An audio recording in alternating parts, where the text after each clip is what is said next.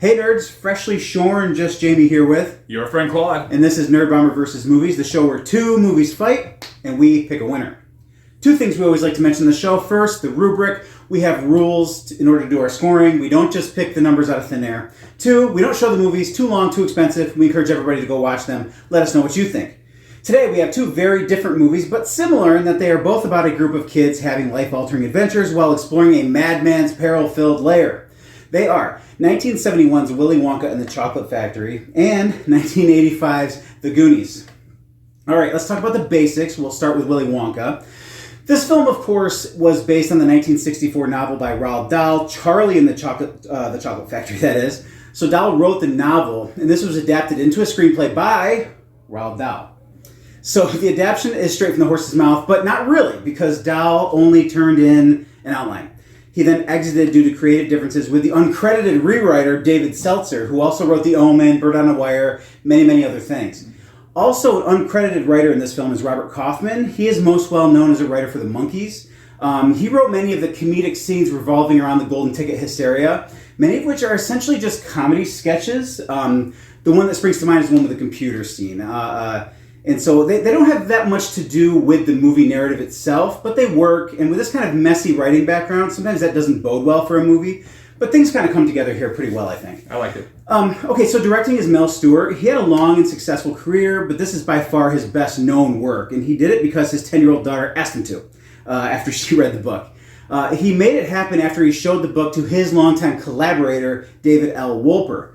Wolper just happened to be in talks with Quaker Oats at this time regarding their newly named Willy Wonka Candy Company.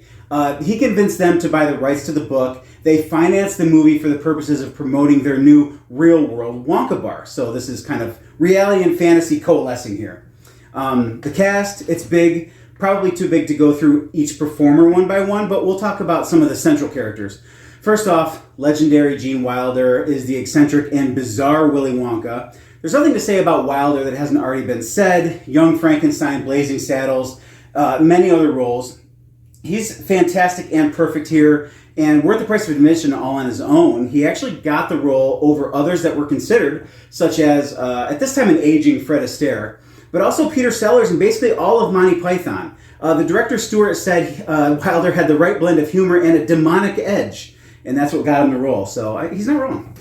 Next we have Peter Ostrom. He's the poor, naive, innocent, and hopefully yet melancholy child, Charlie Bucket, the actual central character of the movie. He's great here in his only film role. He's actually currently a successful veterinarian, just a few hours from where we sit. Third up is Jack Albertson as Grandpa Joe. Albertson was born in 1907. He started in vaudeville. He ended up just a Grammy short of being EGOT, actually, before the end of his career. Grandpa Joe was mostly played for laughs, a few poignant moments, but don't dig too deep into his morality, laying in bed for decades while the house crumbles around the family. Anyway, after that you have Diana Sowell as the exhausted but warm Mrs. Bucket, David Batley in a hilarious turn as Charlie's schoolteacher Mr. Turkentine, and the rest of the cast considers of the other children who tour Wonka's factory, each representing some trope of misbehavior. You have their enabling parents, you've got the candy shop owner, Charlie's other grandparents, Slugworth, the multitudes of small parts in the sketch scenes, the Oompa Loompas, that is, of course. It's too much for this show, but I encourage anyone who's interested in the trivia and the obscuria of this sort of thing to go exploring the cast of this movie, because there are some interesting things to see and learn, maybe be surprised by if you do so. All right, now, the story in the book is very much a fable that takes extremely on-the-nose positions regarding the tropes of ethical behavior. There's even a hint of the 7 deadly sins here, maybe not all 7. The movie is very much the same, even though Dahl didn't like it, of course.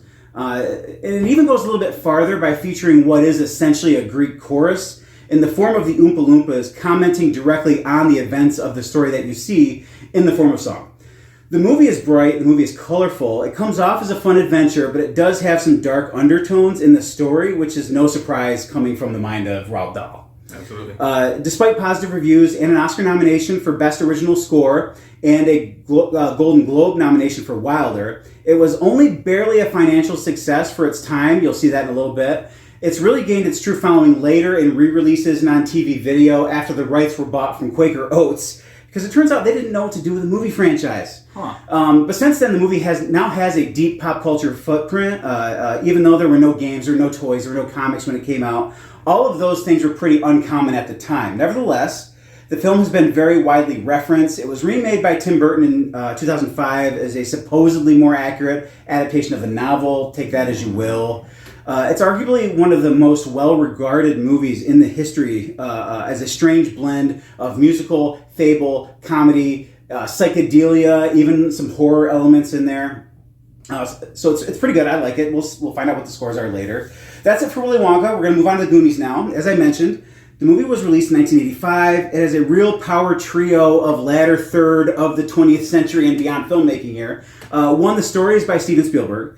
Two, the screenplay is by Chris Columbus. And three, in the director's chair is Richard Donner. That's a real solid group, and don't forget that ILM did some animation effects too, so that's pretty, there's a lot of clout there. Heavy hitters. This movie, it's another big cast, and it's hard to know where to even start.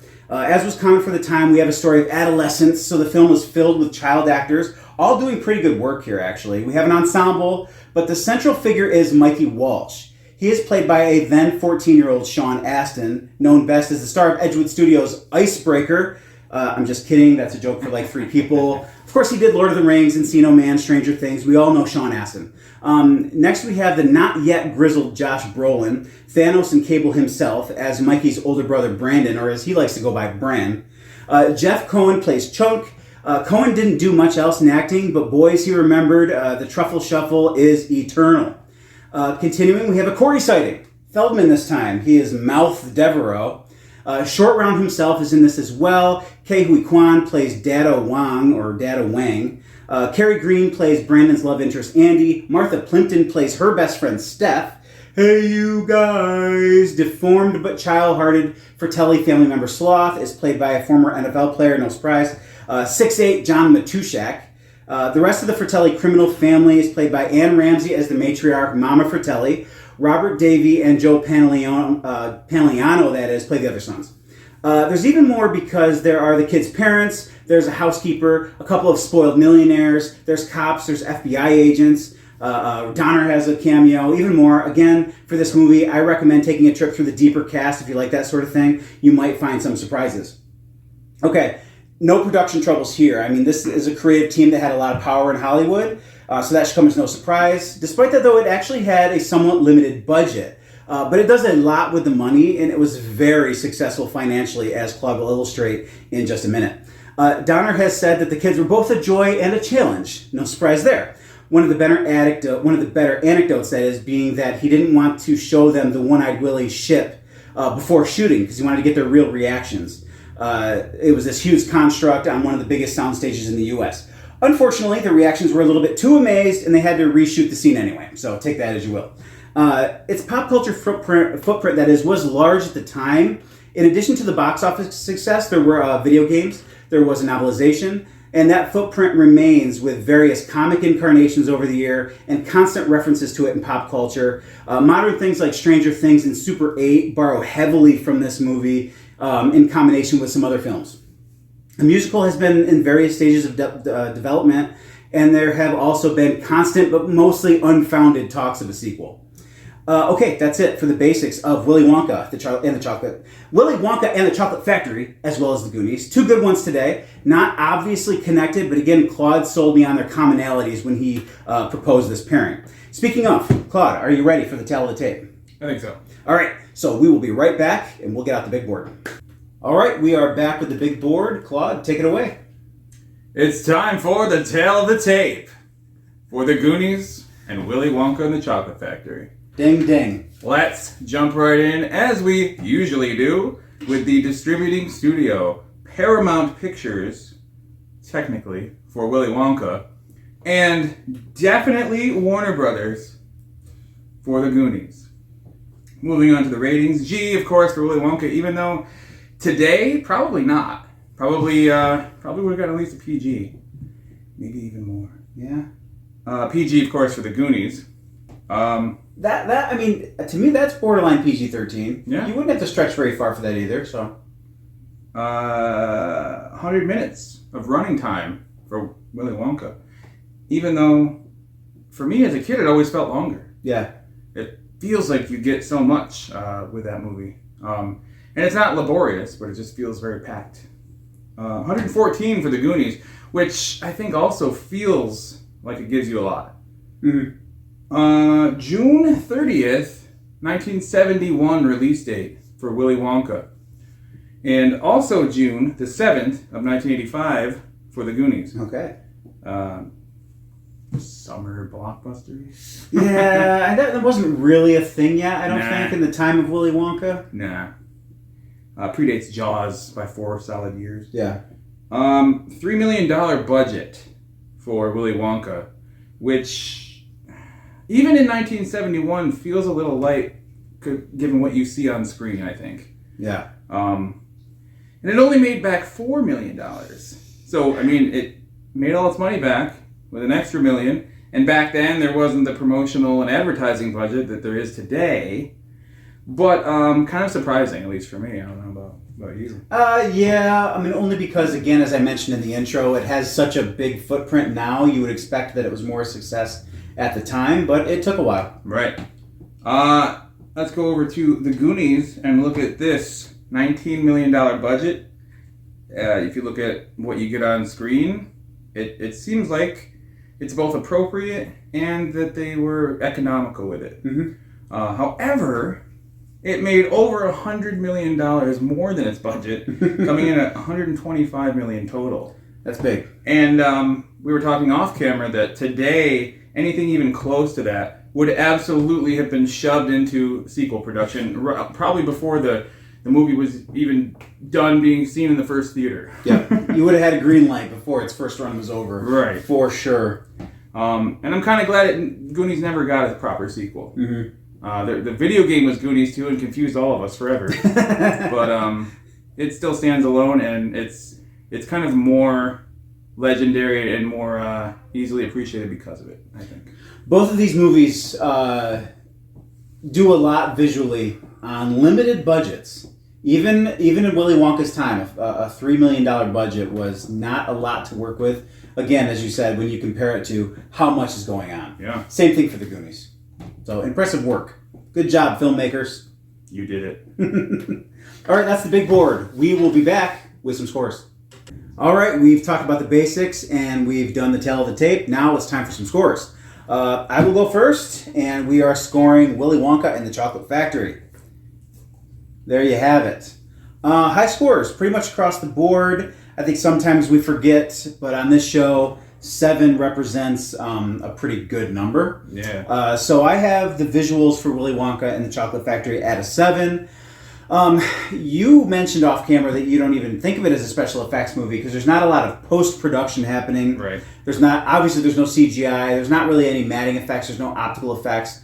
There's a lot of in-camera special effects. There's a lot of special effects makeup, the set dressing, There's even a weirder thing happening though, because everybody imagines just Willy Wonka's Chocolate Factory. Yeah. Bright colors, the chocolate river, the creepy tunnel, the Mike TV scene, all of that stuff. But even before you get to that, this town that the whole movie takes place in is out of time. It has no real location. I don't think the name of it's ever mentioned. Yeah. It's just kind of this very nebulous place that doesn't really...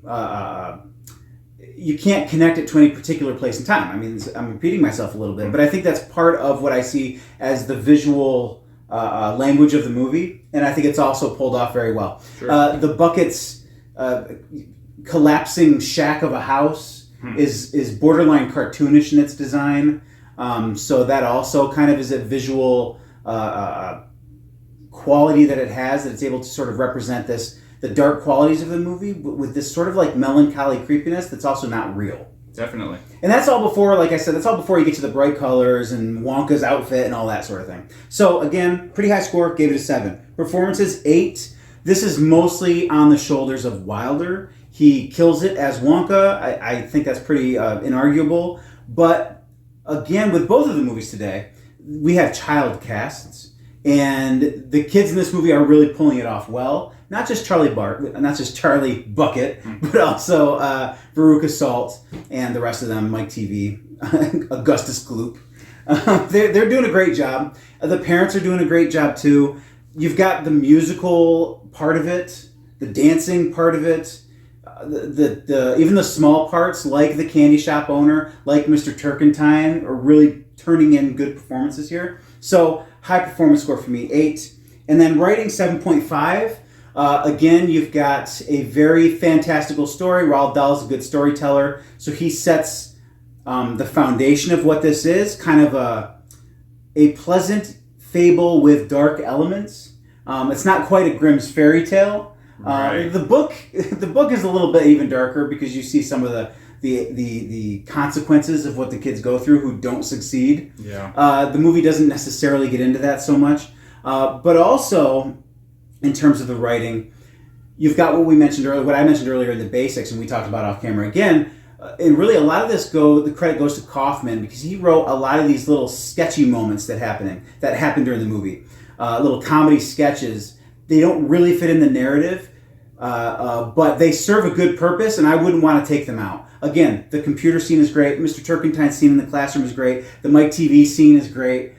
There's some really good stuff happening, so that gives it some of the boost here. But also, you have the basic storytelling. You have the performances feeding in, making the writing work. So again, a good score for writing for me, 7.5. So visual 7, performances 8, writing 7.5. Those are my scores. Let's see yours. Solid. But mine are Ooh, look at that. also fairly solid. Right off the bat, I'm going to echo a lot of the things you said. Sure. I agree with them. Put my own unique twist on them. Starting with the visuals by jacking up the score all the way to 9. Because like I said on camera, like you mentioned, it doesn't hit you over the head with what you know today as special effects. Mm-hmm. Clearly predates CGI or anything like it by a large margin. But, as you point out, everything you see visually is its own kind of effect. Mm-hmm. Is its own very purposefully placed element. It is easy to overlook things like the mundane town that they live in, but it's like that for a reason because it's such a contrast that sets up the chocolate factory when you finally get there. And I think that stays in people's minds for a good reason. It's nearly, this is high praise for me, it's nearly Wizard of Oz level achievement in terms of set dressing, in terms of like production design. It's one of those, I guess, sets, scenes in a movie where you can watch it and rewatch it and rewatch it and look in every nook and cranny and see something new. Mm-hmm. And I think a lot of movies can't say that are still good movies. And for me, that's visually the mark of a really good movie. Certainly there's more. There are things like the glass elevator at the end. It's more of a traditional optical effect when it flies over the town. Things like that, like the Mike TV, like you mentioned. Right. It has its own regular effects, but I don't know. The movie and even the performers are almost special effects, which leads me to performances. 7.5. Not much below yours. Nope. Very, very solid all around. And like you said, pretty much at every level of the cast, everybody's going hard. Everybody's like really giving it their all. Even if it's a small part, even like as they go around the globe to the winners, the people who found the golden tickets, and they interview them, like the news reporters even have something nice and sharp and witty to say. Yes, absolutely. There's all these little jokes and touches. It's a movie that really, it's written off as kind of a fun, lighthearted kids movie, but it really demands your attention to catch all of the humor. If you really are sort of in touch with comedy, sort of on a academic level at all, this movie has a lot of that going on. Yeah. It's just not necessarily at the core of it, but there are definitely flashes of that kind of thing. I would say so, which you cannot have without great writing. And my score for the writing is 7. It's not that... it's a very hard movie to score and to kind of assess on a writing level because, as you mentioned, it's not a straightforward screenplay. You've got the original novel going into it to lay the foundation. You've got that's being adapted for the screen by the main writer, and as you said, it was tweaked for sketch comedy and a lot of those scenes. So that's 3 solid levels, Yeah. if not more, going into the writing. And they're all very, very well done. They're all great in their own ways. And I think 7, as you said, is sort of we're crossing from 6 to 7. It's the threshold from solid to good. Mm-hmm. Absolutely. So, 7 at least, and I feel comfortable with that. 9, 7.5, and 7 for me on Willy Wonka and the Chocolate Factory. All right. So there's one set of scores, and we're going to erase all this, do another set of scores, and we're going to show you that in just a minute. All right, we're back with some more scores, and Claude, I believe you are up first this time. Well, let's do it. Here are my scores for the Goonies. For the second time in the history of this show, straight 8s across the board. Look at that. Pull that slot machine lever, and this is what it came up with. We all win. That's right. Visuals, looks like I gave it an 8. And I think a lot of the assessment that you'd find in Willy Wonka apply to this movie, just to a lower degree, to a less fantastical degree, to a less complex, involved, and impressive degree. The reason that these movies seem to be such a good matchup is that, at their core, you have a group of kids going through a series of challenges and ultimately ending up at like this final, impressive, elaborate place, their Shangri-La, if you will. And in this movie, it's not the Chocolate Factory, it's the impressive pirate ship. Mm-hmm. And that set is, for me, technically just as impressive as the Willy Wonka Chocolate Factory, but it doesn't make the same visual impact. Sure. It's not as exciting, it's period, it's dark, it's all those things. But for what it is, I don't think I've seen a more impressive, live action pirate ship set in a movie than besides this. You have Black Pearl, that kind of approaches it. Yeah. But that is augmented a little more with a little more modern technology for my taste. This is like every coin, every piece of treasure, every jewel, every piece of wood is legit in this movie. Mm-hmm. And it's impressive. And everything functions on it. All the ropes, all the traps, everything. And that's to say nothing of, just like Willy Wonka, the town is drab, the setting is drab, sets up nicely for when you finally get to the big payoff. All of it comes together symbiotically. And that's to say nothing of, I think the sloth character counts in visual effects as well. Absolutely. It's very impressive makeup. I guess it's technically a combination of makeup and animatronics. And it's pretty amazing to this day. I think it helps that there's not a lot of characters to compare it to. Yeah, it's true. But that takes me over into performances. And I'll start, since I left off with Sloth on the visuals, I'll start with him. Knocks it out of the park for a non-actor to endure all that makeup every day and to still give the performance that requires a fairly complex range of emotions. Goofy, angry, pathos from like bad childhood memory, like all these things and he does it. That's to say nothing of the cast of kid actors that probably weren't so household namey at the time, but have since become for sure. And they all knock it out of the park in this movie. The adults are great too. And they're caricatures almost. They're so well defined as characters. Mm-hmm. I think they all do it brilliantly.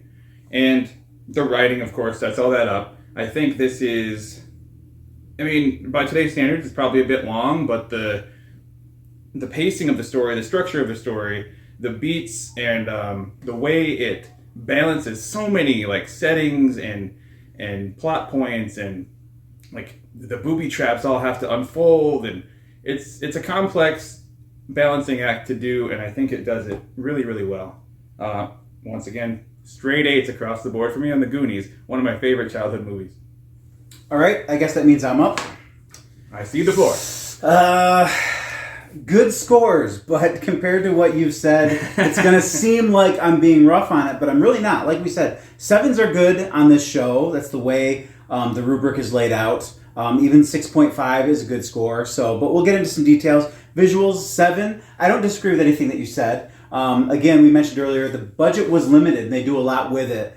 The final set is very impressive. I mentioned in the when I was covering the basics, was done on one of the largest sound stages in the United States. It's all practical. Yep. It is impressive. Most of the other set pieces are spatially limited, but still very detailed. There's an interesting... it's funny that it had a video game based on it that doesn't work this way at all, because the structure of the movie is very video gamey. Yeah, that's true. The video game is more sort of what they now call a Metroidvania, where you go forward, you backtrack, you go forward, you backtrack. At the time, that wasn't very common. The movie is structured much more straightforward. They have an obstacle they have to overcome to move on to the next obstacle. So you have the pit with the spikes, and then you have the bone organ. Right. And then, so it just moves from one to the other. And all of those set pieces work. They are just sort of, they're not big and expansive until you get to that final one. Again, it takes place very much in the real world, in a very identifiable real world. There's nothing wrong with that. I don't disagree that it works in terms of setting a contrast. I do think that it's a little bit more of a stretch for me to go from a very real world to sort of more of the silly elements, but we'll get more into that in a little bit. But still, 7's for visuals. That is nothing to sneeze at. Performances, also 7. Again, this is a child cast, mostly a child cast, doing a really good job. Sean Astin is fantastic in this, absolutely fantastic. Short Round is a great child actor at this time. There's a lot going on in performances. It kind of coincides with the writing, and I mentioned this while we were watching it. There's a lot of scenes where everybody's talking over each other and they're interrupting each other, and it's very chaotic. But that adds to the natural. I agree. This guy. That adds to the naturalistic environment, or sort of what's the word I'm looking for?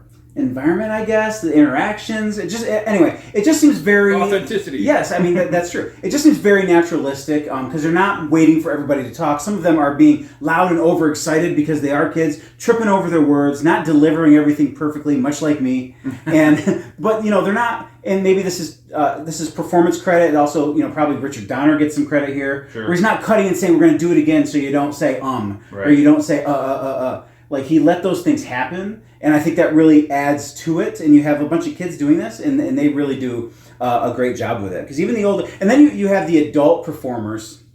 You mentioned them playing the Fratellis. Yeah. They are very much cartoon characters. I'm a little bit on the fence with that, because, again, the movie does kind of have this real-world setting. They go into this fantastical place, but the child actors are kind of playing somewhat close to real-world people, while the adults are playing cartoon characters. So there is a little bit of a clash there for me. It's not something I trip over. It's not a problem I have. It just maybe cost them a half a point. For me, it seems like the only way that the adults had any chance of competing with that kid energy. You're probably right. I mean, yeah, for them to try to come off as legitimately intense villains might have pushed the movie into a type of territory that it didn't want to go. So there's probably something to be said for that. All right, so writing 6.5. Again, that's a good score. I think it is a little bit basic. I think most of the good stuff that's happening in this movie is due to good direction and good performing. Again, on the part of the cast. So I give the cast a lot of the credit. The writing, the way that movie is structured, is very competent. I do think it's very straightforward, and most of what I see as expanding the quality of it beyond just the basic writing is a credit to the performances. But still, 6.5 is a good score. So it seems like I'm being a little rough on it because your scores were so sky high, but really, I promise there's nothing wrong with these scores. I enjoyed this movie very much, and I had never really seen it from beginning to end. And I know that's a little bit of a heretical thing to say for somebody as an elder millennial or whatever you want to say, but I'd never watched it from beginning to end, and I was impressed. So my final scores: visual 7, performances 7, writing 6.5. So we are going to do some mathematics, that is, some calculations, and we'll be back again with the big board. All right, we're back with the big board and the final scores. As you can see, Willy Wonka with 7.75 and the Goonies with 7.42. Willy Wonka taking the win today in a good battle. 2 very high scores. Any final thoughts on these? Just what we continue to keep saying, that the scores are always pretty surprising when they're all said and done. Mm-hmm. And especially when you consider what your favorite movies are versus what technically deserve a high score. I love both of these movies. Mm-hmm. I like Goonies more. Goonies is one of my favorite movies of all time. I mean, so is Willy Wonka. But I think that these scores are appropriate, and I'm happy with the way they turned out. Yeah, I mean, we have 2 high scores here. I did give Willy Wonka a higher score. It takes the win, so our finals do represent my feelings in this case. But again, that's why we do this, because that's not always the case. That's why we talk about the rubric, our scoring system, that often will override what our instinct is. My instinct is I like this movie more than this movie. The scores might say something different. In this case, that's the case. With these 2 movies, that's the case for you, is what I'm trying to say. For me, it kind of works. But again, both good scores, both good movies, big recommends in both cases, I think, for both of us. Goonies lost today, but that's okay, because Goonies never say die. All right, that's it for this episode of Nerd Bomber vs. Movies. Obviously, we're on YouTube, and you've already found us here. We also do a podcast called the Nerd Bomber Podcast. You can find us on Instagram at Nerd Bomber Pod, and there you can find the links to all the stuff we do. For your friend Claude, I have been Just Jamie, and until the next battle, Aloha. Please deposit litter in trash receptacles as you exit the auditorium. The perfect gift for any occasion, gift certificates are available at the box office. Thanks for visiting with us. Buckle up and drive safely. See you next week.